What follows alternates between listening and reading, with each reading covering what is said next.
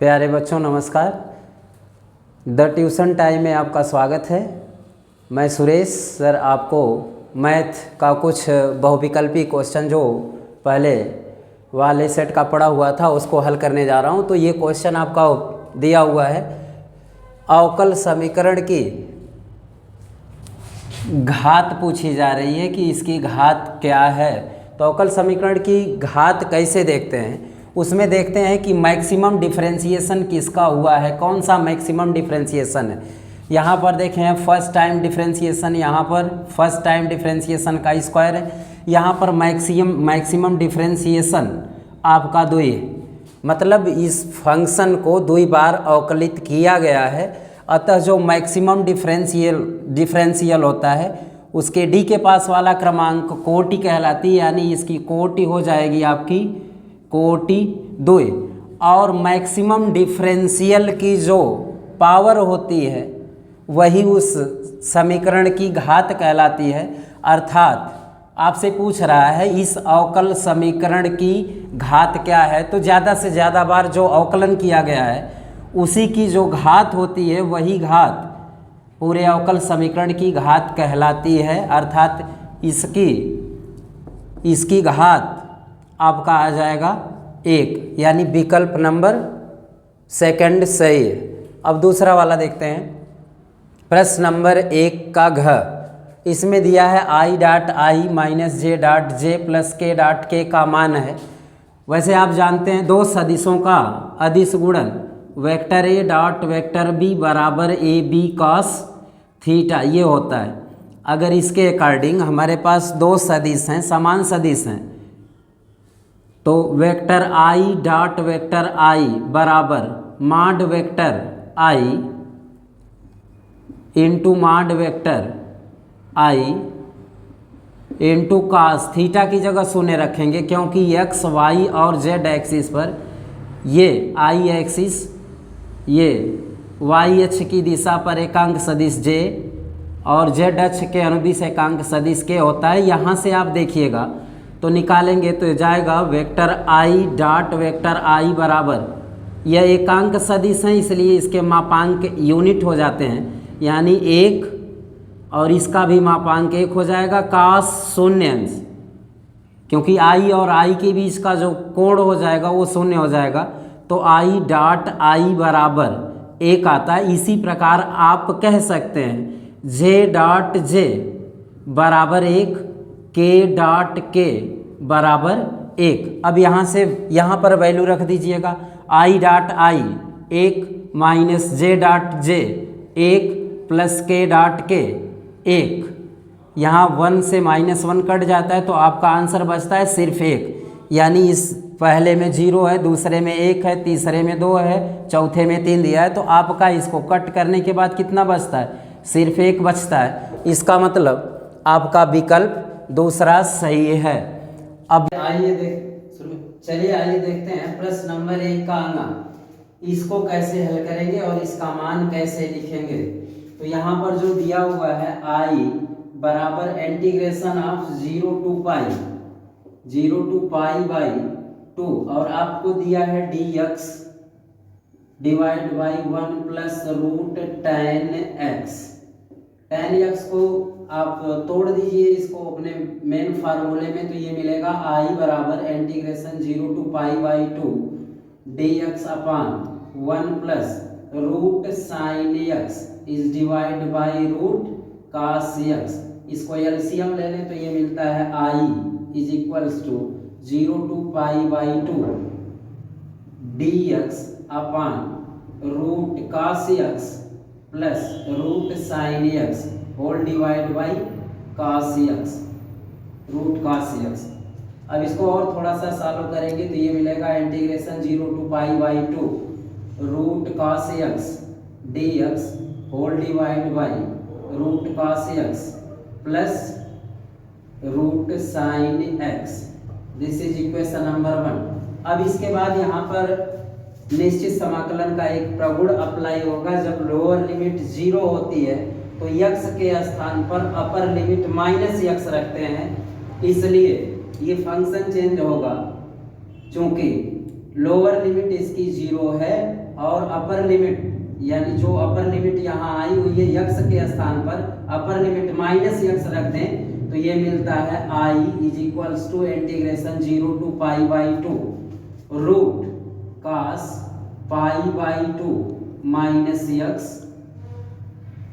D x whole divide by root cos pi by 2 minus x plus root sine pi by 2 minus x.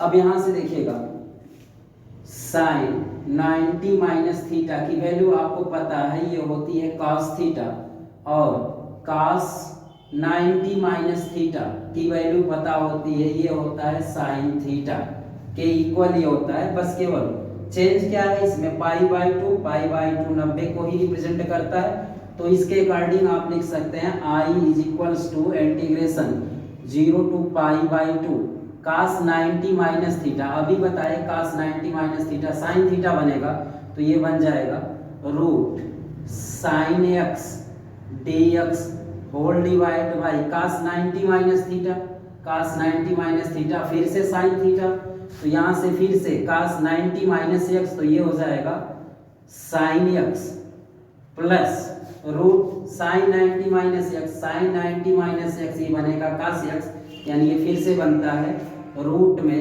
cos x.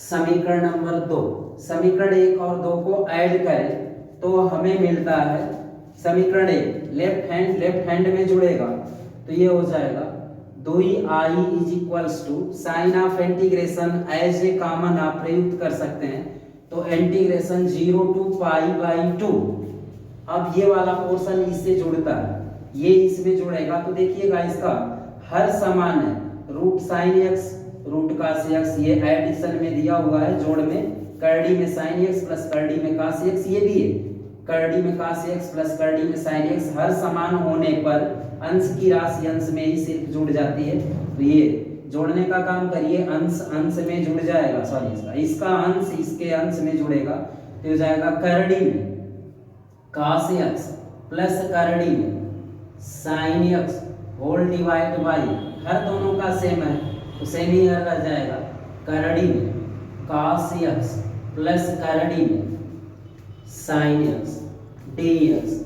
अब ये जो ऊपर राशि है वही नीचे राशि आ गई बराबर चीजें कैंसिल हो जाएंगी तो ये मिलेगा 2i is equal integration 0 to pi by 2 1 dx और एक का समाकलन आपको पता है integration 1 dx is equals to x होता है ये सभी बच्चों को पता होगी तो यहाँ पर देखिएगा इंटीग्रेशन 1 dx की जगह पर हम यूज कर सकते हैं 2i is equals to x क्योंकि 1 dx की वैल्यू हमें दिखाई गई है x है।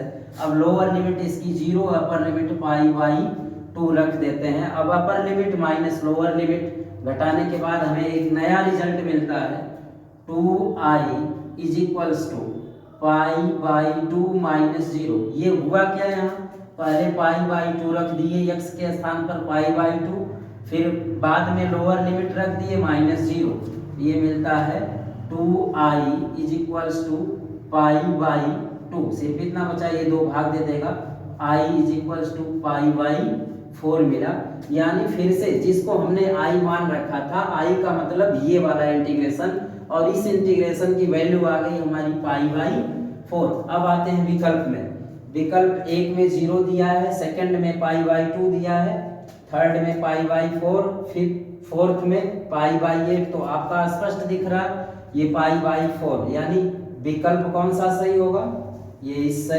विकल्प नंबर 3 विकल्प तीसरा पाई बाई 4 इसका सही ऑप्शन है। देखते हैं अगला क्वेश्चन दिया हुआ प्रश्न नंबर 2 का फलन f such that r2r f(x) बराबर x² जहाँ for all x is element of r द्वारा परिभाषित है तो फलन f है।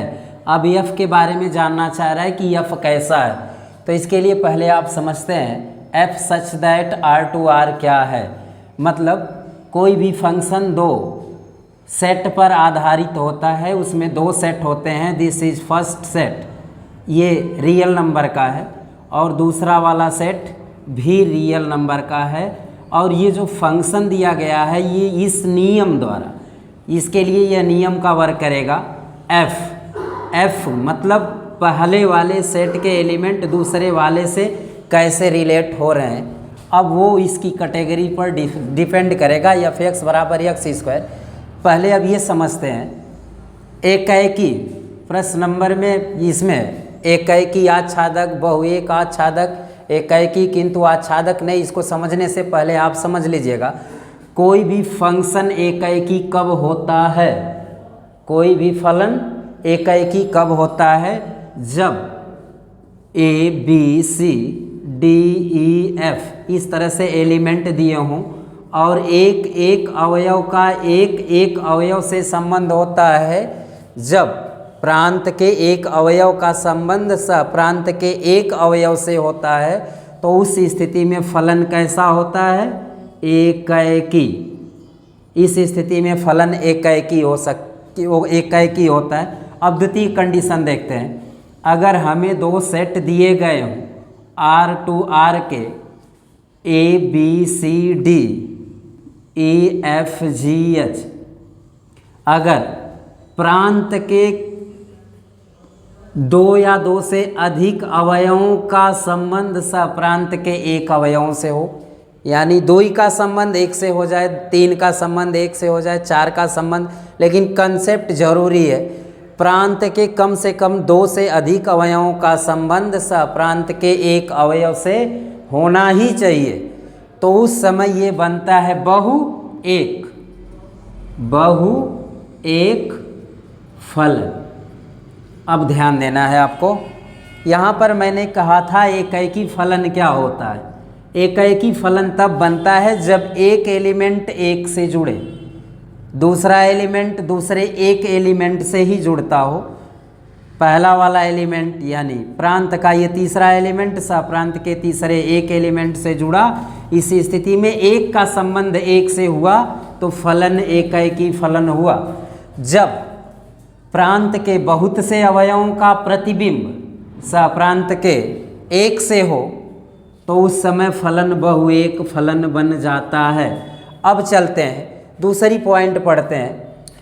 अगर इसमें कोई बचा हुआ अवयव नहीं है, सह प्रांत का कोई अवयव बचता नहीं है, उस स्थिति में फलन अंतःक्षेपी कहलाता है। फॉर एग्जाम्पल यही ले लेते हैं A B C D E F, मैंने प्रांत रियल नंबर लिया, सह प्रांत भी रियल नंबर, कोई दो सेट ले लिया। इसमें यदि इसको रिलेशन में डाल रहा हूँ, यहाँ पर एक एलिमेंट सेफ पड़ा रह गया, तो जब यहाँ पर अवयव उपस्थित होता है तो ये प्रदर्शित करता है अंतःक्षेपी।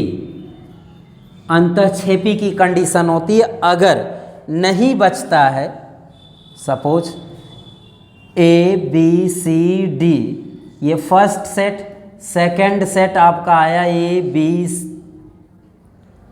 ई एफ जी एच, अगर ऐसा लेते हैं, अगर सेकंड वाले ये समुच्चय में कोई भी अवयव बचता नहीं है, यानी शेष नहीं बचे, शेष न बचे, तो उस स्थिति में जब कोई अवयव नहीं बचता तो वो फलन कहलाता है आच्छादक।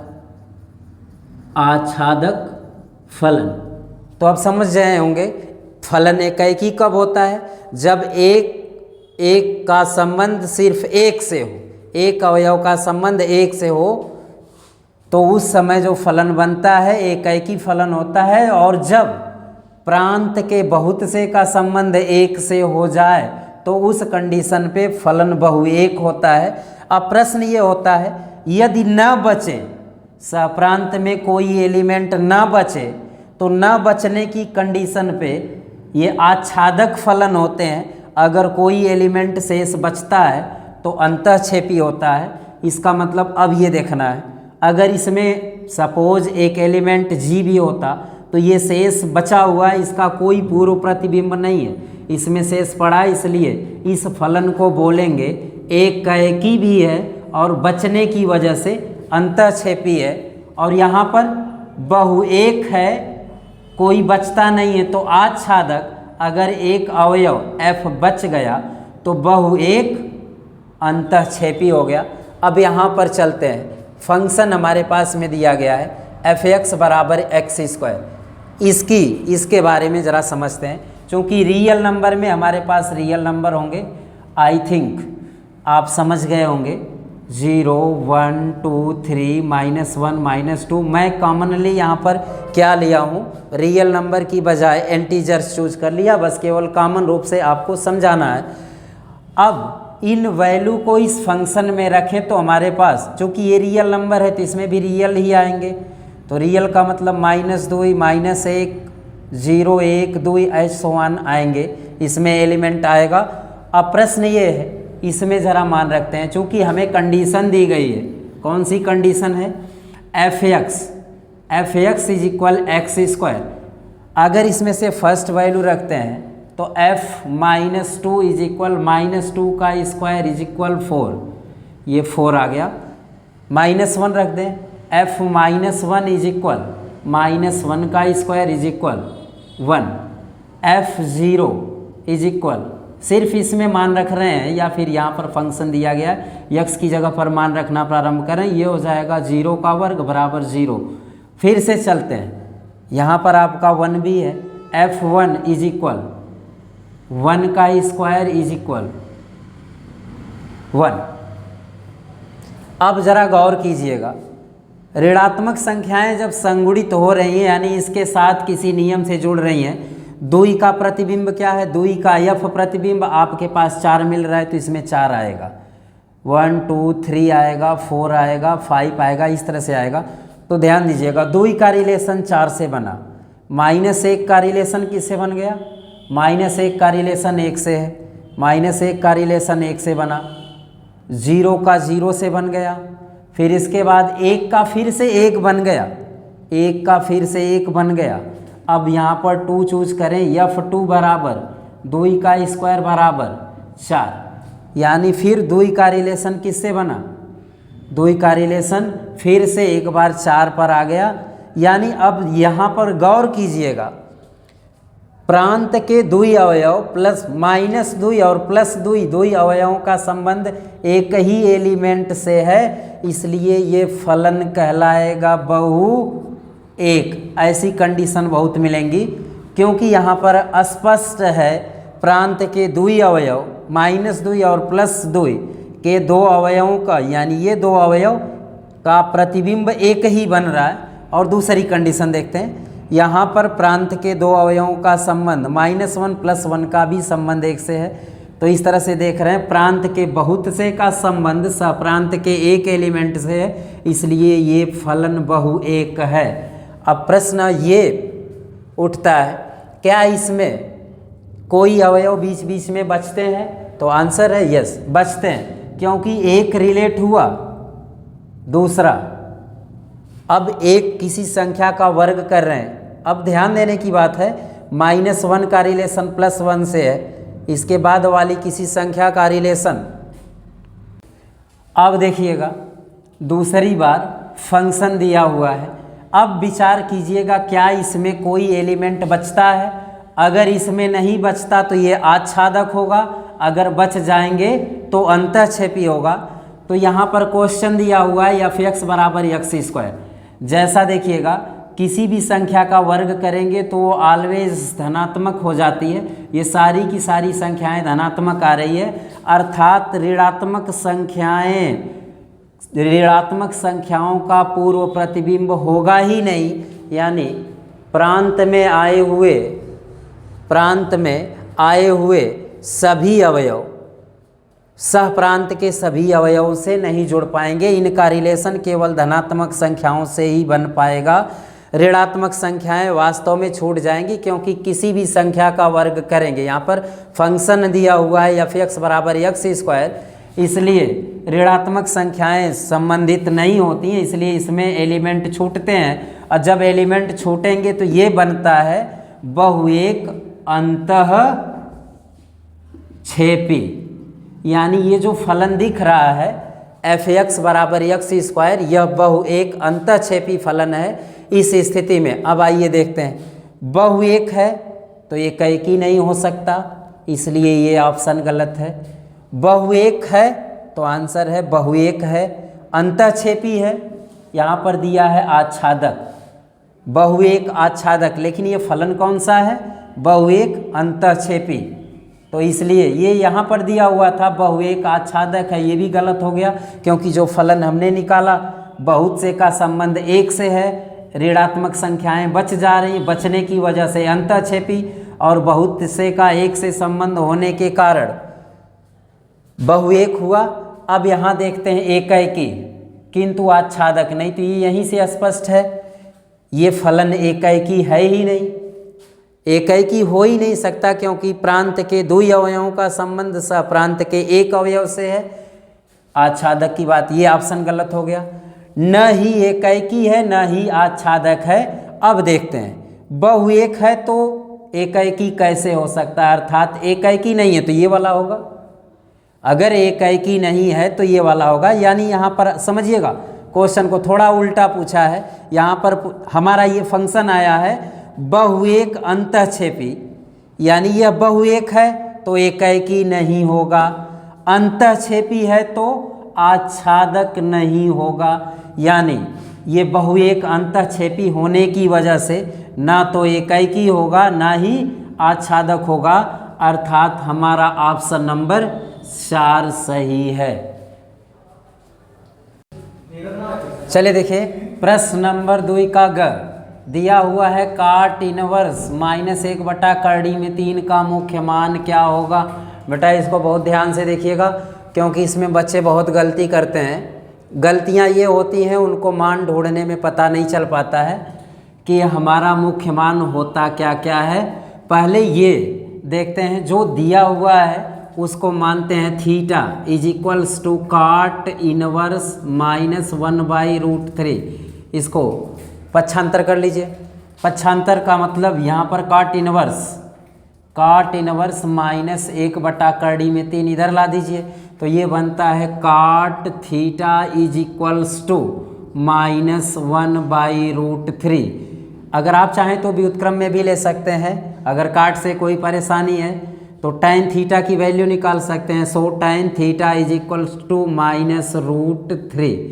अब यहाँ पर विचार कीजिए, tan थीटा की वैल्यू, और ये tan कितने अंश का मान है आपको पता होगा, tan 60 अंश की जो वैल्यू होती है वो होती है, tan 60 अंश की वैल्यू जो होती है √3, ये वाली वैल्यू हो जाती है। तो यहाँ पर कॉमनली आपको लिख लेना है tan थीटा =-√3 का मतलब है tan 60 अंश, तो ये हो जाएगा आपका tan 60 डिग्री। अब पहचानना है tan ऋणात्मक इसमें पॉसिबिलिटी आती है, इसमें ऑल पॉजिटिव होते हैं, और इसमें साइन और कोसेक पॉजिटिव होते हैं, इसमें tan और काट पॉजिटिव हो जाते हैं, इसमें कॉस या और सेक, थीटा हम छोड़ दिए सब में, बस समझने के लिए आप समझते रहिए। यानी इसमें सभी पॉजिटिव हो जाएंगे, इसमें साइन और कॉस धनात्मक, इसमें tan काट धनात्मक, इसमें कॉस और सेक धनात्मक। इसका मतलब बकिया निष्पत्ति मिल रही हो नेगेटिव होगी। हमसे पूछा जा रहा है tan ऋणात्मक किस में होगा, तो अब tan धनात्मक इसमें है, इसमें आएगा ही आएगा क्योंकि इसमें सभी निष्पत्तियां धनात्मक होती है, तो इसमें tan को मिलना संभव नहीं क्योंकि इसमें पॉजिटिव होता है, इसमें मिलना संभव नहीं है क्योंकि इसमें भी tan पॉजिटिव है। तो आई थिंक tan के 2 स्थान पर नेगेटिव होने का चांस है, एक द्वितीय चतुर्थांश में और एक चौथे चतुर्थांश में। अब क्लॉकवाइज चलकर जो पहला चतुर्थांश मिलता है उसी में हम एवेल्युएशन करते हैं। तो इसका मतलब अगर हमको यहाँ पर कैलकुलेशन करना है तो कुछ नहीं करना है, 180 में से इसको घटा सकते हैं क्योंकि आप जानते हैं tan 180 माइनस थीटा बराबर -tan थीटा, यानी अगर -tan थीटा है तो उसको लिख सकते हैं tan 180 माइनस थीटा। तो यहाँ पर फिर वही वैल्यू आ जाती है, tan थीटा बराबर tan 180 माइनस 60 डिग्री। यहाँ पर आप रख के चेक कर सकते हो, अगर थीटा की जगह 60 रख दें तो रख के चेक कर लीजिए। ये हमारा सूत्र है, अगर इस सूत्र में थीटा की जगह पर 60 रखें तो ये मिलेगा tan 180 minus 60 is equal minus tan 60 degree. अब यहाँ पर स्पष्ट हो गया, माइनस tan 60 डिग्री की जगह पर tan 180 माइनस 60 कैसे हुआ। अब कंपैरिजन करते हैं यहाँ पर एंगल की, तो एंगल मिलता है थीटा इज इक्वल्स टू इसको 180 माइनस 60 या थीटा इज इक्वल ये 180 है, 180 माइनस 60 इसको बोलते हैं पाई माइनस 60 की वैल्यू आप पहले से पता रखते हैं। 60 को अगर रेडियन में बदलना है तो पाई से गुणा और 180 से भाग कर लेते हैं।